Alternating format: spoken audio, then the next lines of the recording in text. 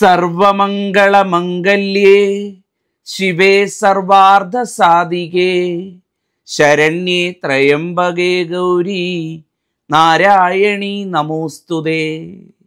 അമ്മേ ഭഗവതി ആറ്റുകാലമ്മേ. നമസ്കാരം. ഇൻഫിനിറ്റ് സ്റ്റോറീസിൻ്റെ പുതിയൊരധ്യായത്തിലേക്ക് എല്ലാ പ്രേക്ഷകർക്കും സ്വാഗതം. ലോകമെമ്പാടുമുള്ള ഹൈന്ദവ വിശ്വാസികൾ ആറ്റുകാലമ്മയ്ക്ക് പൊങ്കാല അർപ്പിക്കാനുള്ള അവസാനവട്ട ഒരുക്കങ്ങളിലാണ്. മാർച്ച് 3-ാം തീയതിയാണ് ഈ വർഷത്തെ ആറ്റുകാൽ പൊങ്കാല വരുന്നത്. മാർച്ച് 3 ചൊവ്വാഴ്ച. പൊങ്കാല ഇടാൻ പോകുന്നതിന് മുമ്പ്, പൊങ്കാലയ്ക്ക് തയ്യാറെടുക്കുന്നതിന് മുമ്പ് ഞാൻ ഈ പറയുന്ന ഗണത്തിൽപ്പെട്ട, ഞാൻ ഈ പറയുന്ന കാറ്റഗറിയിൽപ്പെട്ട സ്ത്രീകൾ ആരെങ്കിലും നിങ്ങളുടെ വീട്ടിലുണ്ടോ എന്ന് നോക്കണേ. ഉണ്ടെങ്കിൽ അവരോട് പറയണം ഈ വർഷം പൊങ്കാല ഇടരുത് എന്ന്. കാരണം ഈ പറയുന്ന കൂട്ടർ പൊങ്കാല ഇടുന്നത്, അല്ലെങ്കിൽ ഈ പറയുന്ന തരത്തിലുള്ള സ്ത്രീകൾ പൊങ്കാല ഇടുന്നത് ദോഷമാണ്. അറിഞ്ഞോ അറിയാതെയോ ഇവർ പൊങ്കാലയിട്ട് ദോഷം വിളിച്ചു വരുത്തരുത് എന്നുള്ളതാണ്. ഇടാതിരിക്കുന്നതാണ് അതിനേക്കാളൊക്കെ ഭേദം എന്ന് പറയുന്നത്. ഇടാതിരിക്കുകയാണ് ചെയ്യേണ്ടതും എന്ന് പറയുന്നത്. അപ്പം ഇന്നത്തെ അധ്യായത്തിൽ പറയാൻ പോകുന്നത് പൊങ്കാല ഇടാൻ പാടില്ലാത്ത ആ 5 തരം സ്ത്രീകൾ, അല്ലെങ്കിൽ 5 സ്ത്രീകൾ ആരൊക്കെയാണ് എന്നുള്ളതാണ്. അപ്പം നിങ്ങൾ നോക്കൂ, നിങ്ങൾ ആരെങ്കിലും ഇത്തരത്തിൽ പൊങ്കാല ഇടാനായിട്ട് ഒരുങ്ങിയിരിക്കുന്നവരുണ്ടെങ്കിൽ അത് ഒഴിവാക്കുക എന്നുള്ളതാണ്. ദീർഘിപ്പിക്കുന്നില്ല, ഞാൻ കാര്യത്തിലേക്ക് വരാം. പൊങ്കാല ഇടുക എന്ന് പറയുമ്പം ഒന്നുകിൽ ക്ഷേത്രത്തിൽ പോയി ആറ്റുകാലമ്മയുടെ തിരുമുറ്റത്ത് പൊങ്കാല ഇടാം, അല്ലെങ്കിൽ ക്ഷേത്ര പരിസരത്ത് എവിടെങ്കിലും പോയി പൊങ്കാല ഇടാം. തിരുവനന്തപുരത്ത് പോയി പൊങ്കാല ഇടുക ഒരു രീതി. രണ്ടാമത്തെ രീതി എന്ന് പറഞ്ഞു കഴിഞ്ഞാൽ, നിങ്ങളുടെ വീട്ടിനടുത്തുള്ള ക്ഷേത്രത്തിൽ സമൂഹ പൊങ്കാലയായിട്ട് കുറേ പേര് ചേർന്ന് ഒന്നിച്ച് ആറ്റുകാലമ്മയെ സങ്കല്പിച്ചുകൊണ്ട് ക്ഷേത്രമായിട്ടും അല്ലെങ്കിൽ ക്ഷേത്രത്തിൻ്റെ അങ്കണത്തിലും ഒക്കെ അത്തരത്തിൽ പൊങ്കാലയിടാം. കൂട്ടം ചേർന്ന് ആറ്റുകാലമ്മയെ സ്മരിച്ചുകൊണ്ട് അവിടുത്തെ ഒരു തിരുമേനിയുടെ ഒരു നിർദ്ദേശപ്രകാരം പൊങ്കാലയിടാം. അതുമല്ല എന്നുണ്ടെങ്കിൽ നിങ്ങളുടെ വീടിൻ്റെ തിരുമുറ്റത്ത്, ഏറ്റവും ഐശ്വര്യം കേട്ടോ, നമ്മളുടെ വീടിൻ്റെ തിരുമുമ്പിൽ പൊങ്കാലയിടാം. ഈ 3 രീതിയിലും പൊങ്കാലയിടാം. അങ്ങനെ പൊങ്കാല ഇടുന്ന സ്ത്രീകൾ ഞാൻ ഈ പറയുന്ന ഗണത്തിൽപ്പെട്ടവരാണെങ്കിൽ പൊങ്കാല ഇടാൻ പാടില്ല എന്നുള്ളതാണ്. ഒന്നാമത്തേത് എന്ന് പറയുന്നത്, പ്രസവിച്ച് കഴിഞ്ഞ് കുഞ്ഞിൻ്റെ ചോറൂണ് കഴിയാത്ത സ്ത്രീകൾ. ആരാണ്? പ്രസവിച്ചിട്ടുണ്ട്, പൊടി കുഞ്ഞുണ്ട്, ആ കുഞ്ഞിൻ്റെ ചോറൂണ് കഴിഞ്ഞിട്ടില്ല. കുഞ്ഞിൻ്റെ ചോറൂണ് കഴിഞ്ഞെങ്കിൽ മാത്രമേ ആ സ്ത്രീയെ സംബന്ധിച്ചിടത്തോളം, പ്രസവിച്ച സ്ത്രീയെ സംബന്ധിച്ചിടത്തോളം പൊങ്കാല ഇടാൻ പാടുള്ളൂ എന്നുള്ളതാണ് അതിൻ്റെ കണക്ക് എന്നുള്ളത്. അപ്പം പ്രസവിച്ച സ്ത്രീകൾ ആരെങ്കിലും ഇത്തരത്തിൽ ഈ വർഷം പൊങ്കാല ഇടാൻ പോകുന്നുണ്ട്, കുഞ്ഞിൻ്റെ ചോറൂണ് ചടങ്ങ് ഇതുവരെ കഴിഞ്ഞിട്ടില്ല എന്നുണ്ടെങ്കിൽ ഈ വർഷം പൊങ്കാല ഇടാൻ പാടുള്ളതല്ല. അത് ഇരട്ടി ദോഷമായിട്ട് തിരിച്ചു വരും എന്നുള്ളതാണ്. കുഞ്ഞിൻ്റെ ചോറൂണ് കഴിഞ്ഞെങ്കിൽ മാത്രമേ പുതുതായിട്ട് അമ്മയായിട്ടുള്ള, അല്ലെങ്കിൽ അമ്മയായിട്ടുള്ള ഒരു സ്ത്രീ, അല്ലെങ്കിൽ പ്രസവിച്ച് കഴിഞ്ഞ ഒരു സ്ത്രീ പൊങ്കാല ഇടാൻ പാടുള്ളൂ എന്നുള്ളതാണ്. ഇതാണ് ഒന്നാമത്തെ കാര്യം എന്ന് പറയുന്നത്. അപ്പം നിങ്ങളുടെ വീട്ടിൽ അത്തരത്തിൽ ആരെങ്കിലും തയ്യാറെടുത്ത് നിൽക്കുന്നുണ്ട്, നിങ്ങളുടെ പരിചയത്തിലോ നിങ്ങളുടെ കൂട്ടത്തിൽ പൊങ്കാല ഇടാൻ വരുന്നതിലോ ഒക്കെ ഉണ്ടെങ്കിൽ മുൻകൂട്ടി അവരെ അറിയിച്ചേക്കുക. അവരെല്ലാം തയ്യാറായി കഴിഞ്ഞ് അവസാനം ഇത് പറ്റില്ല എന്ന് പറയുന്നത് അവർക്ക് ഒരുപക്ഷെ വിഷമമായിരിക്കും.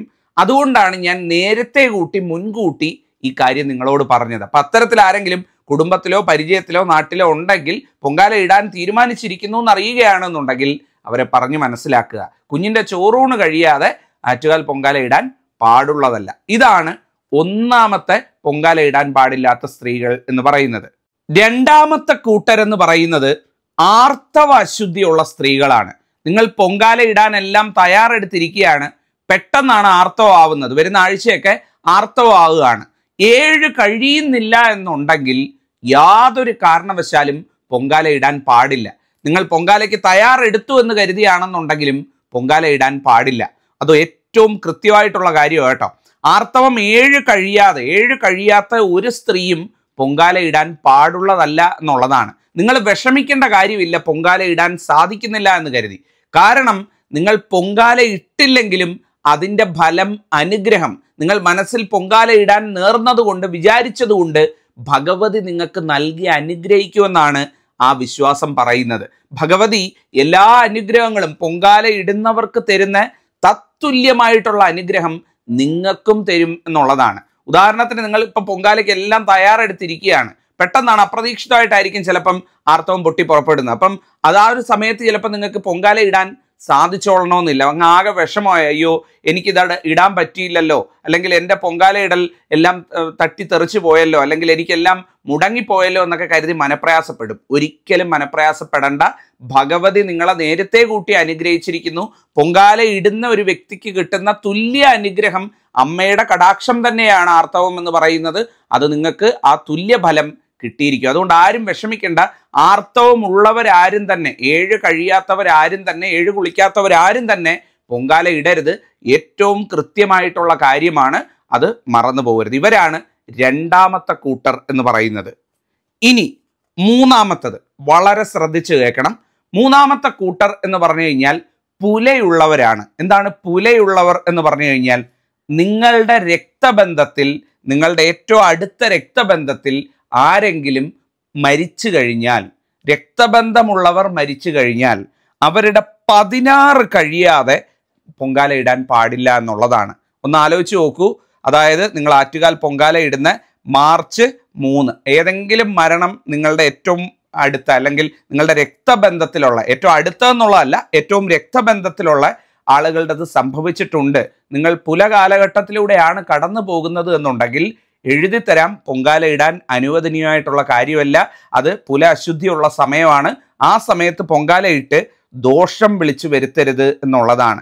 ആ 16 കഴിയാതെ പൊങ്കാല ഇടരുത് എന്നുള്ളതാണ്. 16 കഴിഞ്ഞ് 16 കുളി കഴിഞ്ഞെങ്കിൽ മാത്രമേ നിങ്ങൾക്ക് പൊങ്കാല ഇടാൻ. 17 ആണെന്നുണ്ടെങ്കിൽ 17 മുതൽ നിങ്ങൾക്ക് പൊങ്കാല ഇട്ട് തുടങ്ങാവുന്നതാണ്. അപ്പം മാർച്ച് 3 നിങ്ങൾ കണക്കാക്കി നോക്കുക. ആരെങ്കിലും മരിച്ച് 16 കഴിയുന്നില്ല എന്നുണ്ടെങ്കിൽ പൊങ്കാല ഇടാൻ ഈ വർഷം അനുവദനീയമല്ല എന്നുള്ളത് മനസ്സിലാക്കുക.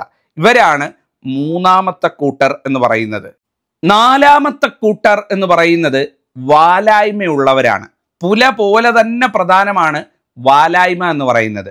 വാലായ്മ എന്താണെന്ന് ചോദിച്ചാൽ, നിങ്ങളുടെ ഇതേ രക്തബന്ധത്തിൽ പ്രസവം നടന്നിട്ടുണ്ട് എന്നുണ്ടെങ്കിൽ, ഉദാഹരണത്തിന് നിങ്ങളുടെ മകൾ പ്രസവിച്ചിട്ടുണ്ട്, ഇപ്പോഴാണ് പ്രസവിച്ചത്, മകൾ പ്രസവിച്ചു കഴിഞ്ഞിട്ട് 11 കഴിഞ്ഞിട്ടില്ല എന്നുണ്ടെങ്കിൽ, 11 വാലായ്മയുടെ കണക്ക് എന്ന് പറയുന്നത്. മകളോ രക്തബന്ധത്തിലുള്ളവരോ അല്ലെങ്കിൽ ഏറ്റവും അടുത്തുള്ളവർ, അതായത് സ്വന്തം രക്തബന്ധത്തിൽ പിറന്ന അടുത്ത് നിൽക്കുന്ന ബന്ധുക്കൾ ആരെങ്കിലും പ്രസവിച്ച് 11 തികഞ്ഞിട്ടില്ല, 11 കഴിഞ്ഞിട്ടില്ല, 12 ആയിട്ടില്ല എന്നുണ്ടെങ്കിൽ, ആ വാലായ്മ സമയമാണ് എന്നുണ്ടെങ്കിൽ പൊങ്കാല ഇടാൻ പാടില്ല എന്നാണ് പറയുന്നത്. പലരും പുല നോക്കും, പക്ഷേ വാലായ്മ നോക്കാൻ അങ്ങ് മറന്നുപോകും. എനിക്ക് പുലയൊന്നും ഇല്ല എന്ന് പറഞ്ഞ് പൊങ്കാല ഇടും, പക്ഷേ വാലായ്മ കിടപ്പുണ്ടാവും. അങ്ങനെ ഉണ്ട് എന്നുണ്ടെങ്കിൽ എഴുതി വെച്ചോളൂ. 11 കഴിയാതെ പൊങ്കാല ഇട്ടാൽ അത് നിങ്ങൾക്ക് തന്നെ ദോഷമായിട്ട് മാറുന്ന ഒരവസ്ഥയും ഉണ്ടാകും എന്നുള്ളതാണ്. അപ്പം വാലായ്മയുള്ളവരും പൊങ്കാല ഇടാൻ പാടില്ല എന്നുള്ളതാണ് നാലാമത്തെ കൂട്ടർ എന്ന് പറയുന്നത്. അടുത്തത് 5ാമത്തെ കൂട്ടർ എന്ന് പറയുന്നത്, നിങ്ങളുടെ വീട്ടിൽ ഒരു മരണം നടന്നിട്ടുണ്ടെങ്കിൽ 1 വർഷം തികയാതെ, ആണ്ട് ബലി കഴിയാതെ പൊങ്കാല ഇടാൻ പാടില്ല എന്നുള്ളതാണ്. എന്താണ് ആണ്ട് ബലി കഴിയുക എന്ന് പറഞ്ഞു കഴിഞ്ഞാൽ?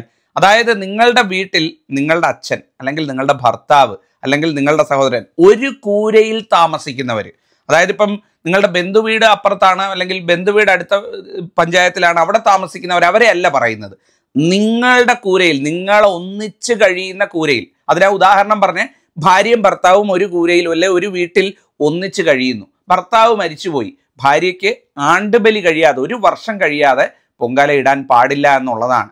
1 വർഷം കഴിഞ്ഞ് അടുത്ത വർഷത്തെ പൊങ്കാല ഇടുന്നതാണ് അതിൻ്റെ ശരിയായ രീതി എന്ന് പറയുന്നത്. അപ്പം ആ 1 വർഷം, ഇപ്പോഴാണ് മരിച്ചത് എന്നുണ്ടെങ്കിൽ, ഇപ്പം മരിച്ചിട്ടിപ്പം 2 മാസമേ ആവുന്നുള്ളൂ എന്നുണ്ടെങ്കിൽ ഈ വർഷത്തെ പൊങ്കാല ഒഴിവാക്കുക, അടുത്ത വർഷം പൊങ്കാല ഇടുക എന്നുള്ളതാണ്. ആ 1 വർഷം കഴിയാതെ ആറ്റുകാൽ പൊങ്കാല ഇടരുത്. അത് ഒരു വീട്ടിലുള്ളവർക്ക് മാത്രമോ ബാധകം. ഇപ്പം മറ്റൊരു വീട്ടിലാണ് താമസിക്കുന്നത്, നമ്മൾ വേറെ കുടുംബമായിട്ടാണ്, അച്ഛനും അമ്മയാണ്, ഏറ്റവും അടുത്ത ബന്ധം തന്നെയാണെന്നുണ്ടെങ്കിൽ അങ്ങനെ ചെയ്യേണ്ട കാര്യമില്ല.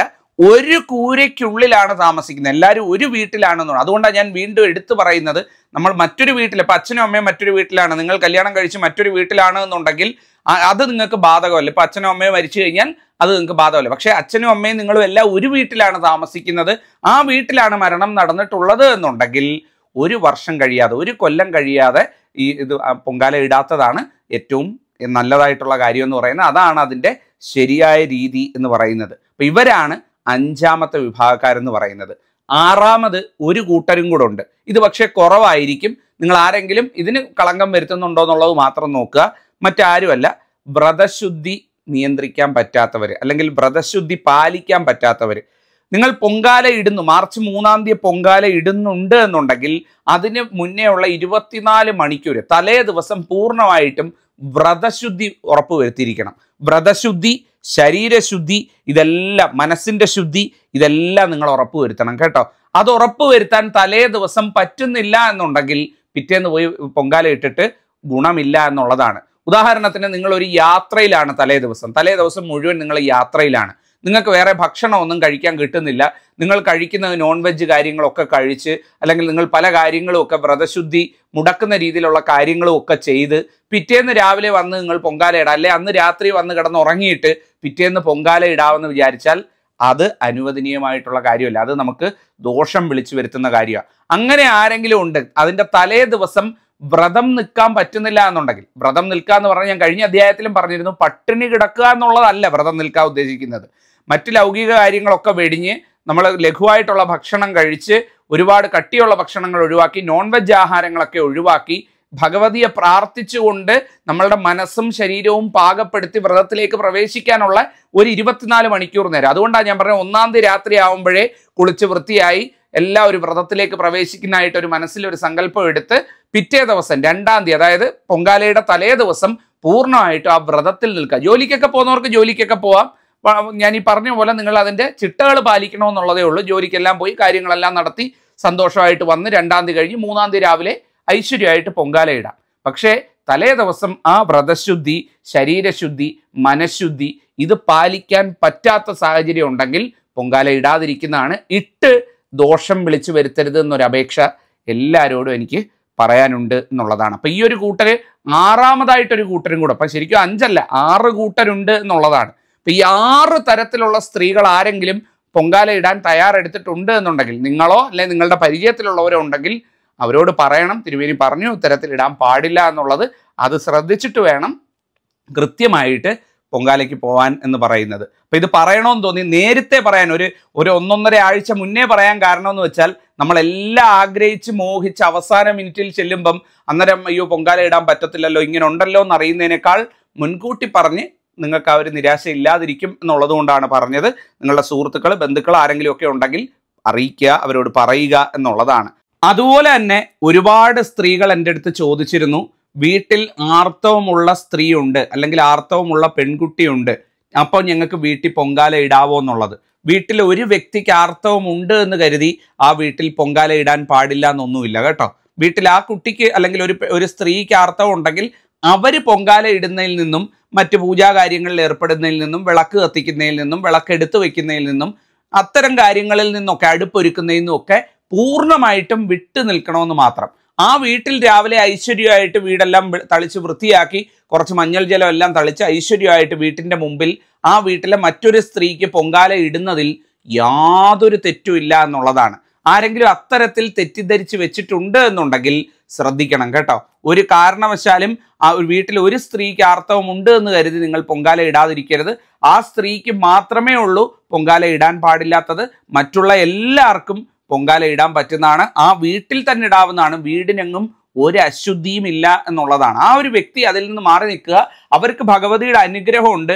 അവർ പൊങ്കാല ഇട്ടില്ലെങ്കിലും അമ്മ അവർക്ക് വേണ്ട സൗഭാഗ്യങ്ങൾ, അനുഗ്രഹങ്ങളെല്ലാം നൽകിക്കോളും. അവരുടെ മനസ്സിൽ ഭഗവതിയോടുള്ള പ്രാർത്ഥന ഉണ്ടായാൽ മാത്രം മതി എന്നുള്ളതാണ്.